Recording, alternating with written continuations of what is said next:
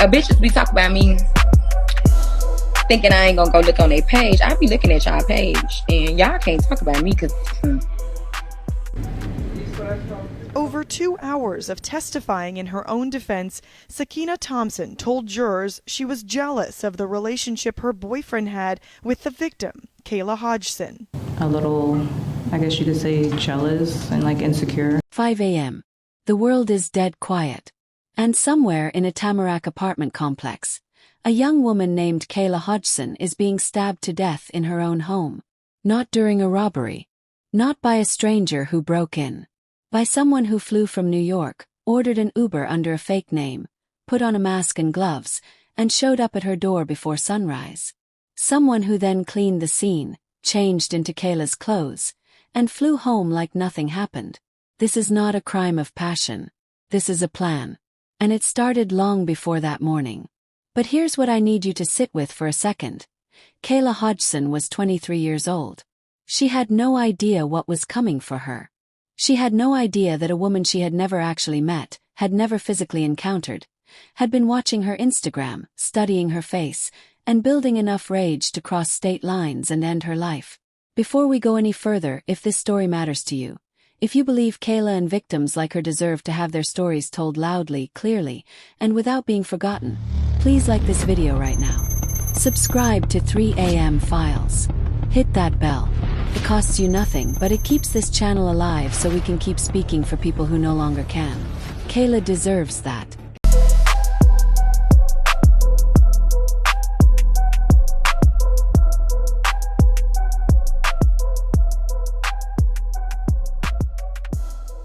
Let's continue. So who was Kayla Hodgson? People who knew her used the same words over and over. Vibrant. Warm. A light in every room she entered.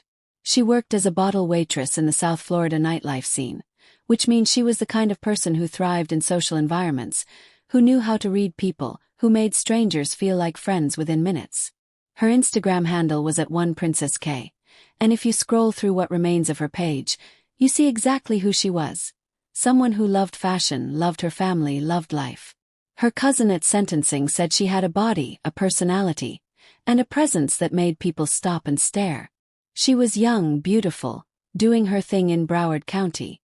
She had recently moved into a new apartment. She was building something. And she had a boyfriend. A man she had met and fallen for who, it turns out, had a complicated past. Because somewhere in New York, there was a woman named Sakiyna Thompson who also had feelings for that same man. A woman who had not yet let go of a relationship that had already moved on without her.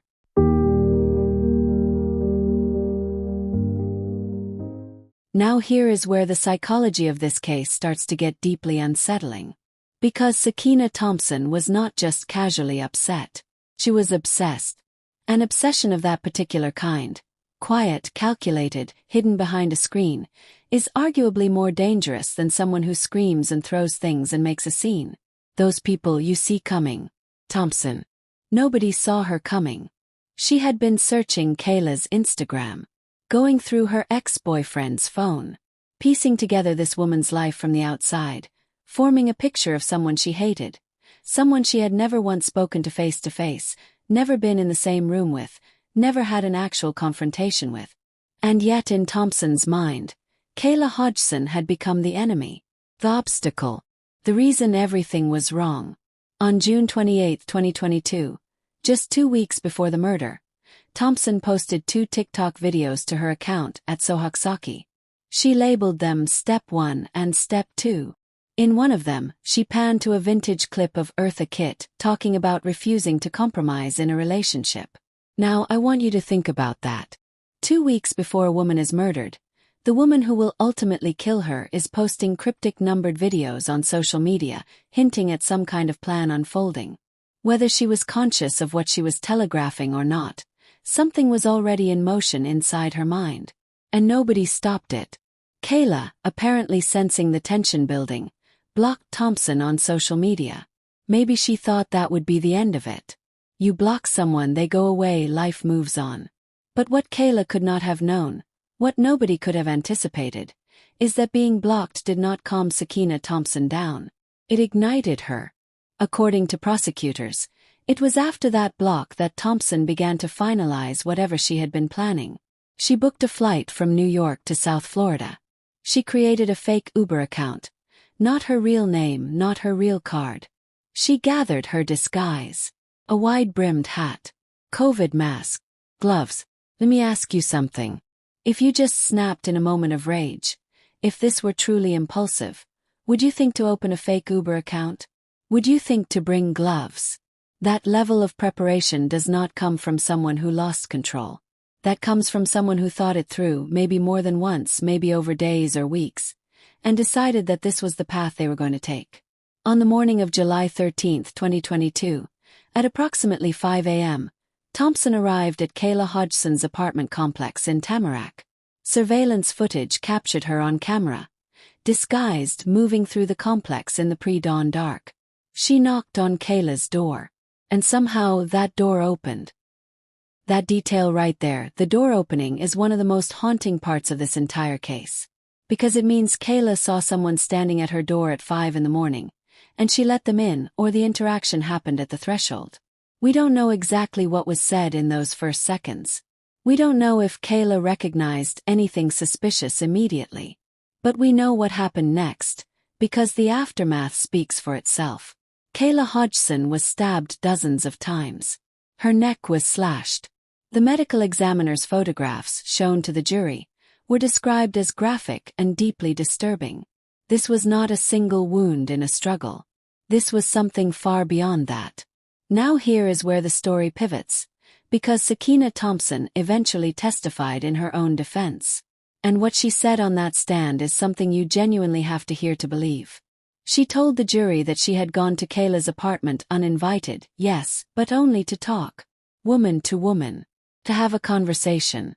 She said she had no weapon when she arrived. She said Kayla attacked her first, punching her in the face, grabbing her hair, throwing her to the floor. She said Kayla grabbed a glass piece from a hookah and slashed her across the stomach. And then she said something that stopped the courtroom. I told her I was pregnant. I felt like she was trying to hurt my baby. I didn't just fight for me. I fought for me and my baby. Thompson claimed she was 2 months pregnant at the time of the murder. She said in the chaos of the struggle, she blacked out. And when she came to, Kayla was dead on the floor. Here, I found my cousin. Is that really my cousin bad, really? Now let's think about this carefully, because this is where psychology and evidence collide in a way that is absolutely critical to understanding what actually happened here. The defense is asking you to believe several things simultaneously. They want you to believe that a woman who flew from another state, created a fake Uber account, wore a disguise including gloves, showed up at someone's home at 5 a.m. without telling anyone, was simply there to talk. They want you to believe that a woman who had been obsessively monitoring her rival's Instagram was just looking for a conversation. And they want you to believe that despite being the one who came uninvited, in disguise in the dark, she was somehow the one acting in self-defense. The jury did not buy a single word of it. They deliberated for 1 hour. 60 minutes. That is not a jury wrestling with reasonable doubt. That is a jury that walked into the deliberation room, looked at each other, and reached a conclusion almost immediately. On October 15, 2025, Sakiyna Thompson was found guilty of first-degree murder. On December 1, 2025, she was sentenced to life in prison without the possibility of parole. At sentencing, Kayla's family filled the courtroom wearing "Justice for Kayla" t-shirts with her face on them. Her mother, Kayla Hodgson, spoke directly to the court. "Thank you for restoring my belief in the justice system." One of Kayla's cousins looked directly at Thompson and said, "Tell me what you thought every time you searched one Princess K on Instagram, seeing a beautiful girl with a vibrant personality, the complete, total opposite from what you see when you stand in front of the mirror. That killed you so much, you wanted to damage her face." That statement is not just raw grief. That is insight. That is someone who understood, at the deepest level, what was really at the heart of this murder. It was not love. It was not heartbreak in the way we usually understand it. This was ego. This was a woman who could not tolerate the existence of someone who had what she felt belonged to her. And rather than walk away, rather than grieve and heal and move forward, she made a decision A calculated, premeditated decision to erase Kayla from the world entirely. And here is what makes this case psychologically haunting on a level that stays with you. Thompson had time. She had weeks between those TikTok videos and that morning. She had the flight. She had the drive to the airport. She had the time sitting on that plane. She had the time creating the fake Uber account. At any single one of those moments, she could have stopped. She could have turned back. She could have chosen differently. And she didn't.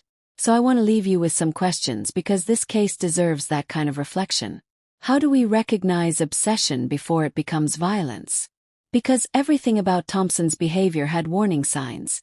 The social media stalking, the cryptic videos, the escalating rage over a block. If someone in Kayla's life had seen the full picture, could anything have been different? And what does it say about our relationship with social media that the very platform Kayla used to share her joy became the weapon someone used to build hatred against her? Thompson didn't know Kayla. She knew Kayla's Instagram. She built an enemy out of a stranger's highlight reel and convinced herself that justified everything that followed. And finally, Thompson said she blacked out. That she doesn't fully remember what she did. Do you believe her? Or do you think that blackout is the last defense of a mind that knows exactly what it did and cannot face it? Drop your thoughts in the comments. I want to know where you stand on this. Was there any version of that self-defense claim that gave you pause? Do you think the system delivered the right outcome? Talk to me. If this story hit you the way it hit me, please subscribe to 3am Files right now. Share this video with someone who needs to hear it. Like it so the algorithm knows this story matters. We cover the cases the world moves on from too quickly. The real ones, the painful ones, the ones where a 23-year-old girl never got to finish what she was building. This is for Kayla. And it's for everyone who deserves to have their story told. We'll see you at 3 a.m.